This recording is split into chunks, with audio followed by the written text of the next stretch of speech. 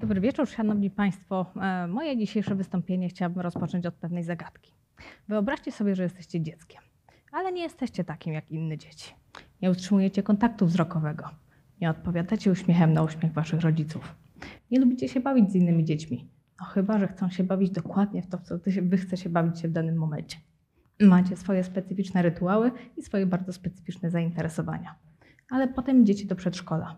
I orientujecie się, że wasi rówieśnicy zachowują się trochę inaczej budują relacje, trochę inaczej funkcjonują w grupie. I zaczynacie się uczyć. I uczycie się tak skutecznie, że w momencie, jak idziecie do pierwszej klasy szkoły podstawowej, jesteście zasadniczo niewykrywalni dla standardowych metod diagnostycznych. Kim jesteście? Jesteście dziewczynką ze spektrum autyzmu. Dziewczynki ze spektrum autyzmu są bardzo specyficzną grupą pacjentów ze względu na to, że przeciętnie mają one dużo lepsze umiejętności społeczne oraz umiejętności maskowania, czyli właśnie tego sztucznego uczenia się pożądanych społecznie zachowań. I często właśnie w przypadku diagnozy nie łapią się one w kryteria diagnostyczne. Z czego to wynika? Wynika to z tego, że złote standardy diagnostyczne, które mamy, były opracowane i standaryzowane na grupach składających się z chłopców.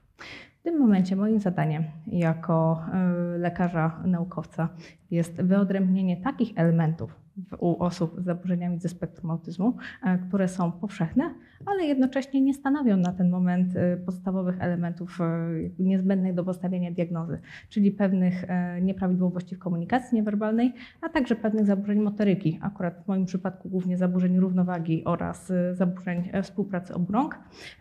I mam za zadanie odpowiedzieć na pytania, czy chłopcy i dziewczynki różnią się między sobą w tych zakresach? Jeśli tak, to w jaki sposób dokładnie? Oraz czy różnią się na tyle, żeby było to wystarczająco, że te różnice są wystarczające na tyle, żeby te grupy między sobą rozdzielić.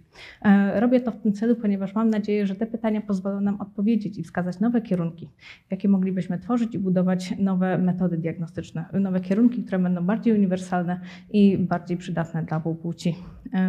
Mogą się państwo zastanawiać, czy to jest w ogóle ważne, czy to jest w ogóle istotne. Chciałabym tylko wspomnieć, że 2% osób ma zaburzenia ze spektrum autyzmu, to jest 1 na 50. I na jedną zdiagnozowaną dziewczynkę ze spektrum przypada 4 zdiagnozowanych chłopców.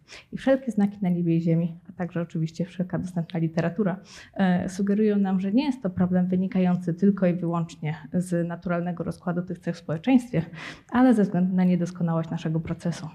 Przechodząc do zdania, które znajduje się na moim slajdzie, w ogóle po tobie nie widać. Jest to zdanie, które pacjentki słyszą bardzo często. Słyszą je jako komplement, ale proszę państwa, to nie jest komplement. To jest cała istota problemu. Serdecznie dziękuję.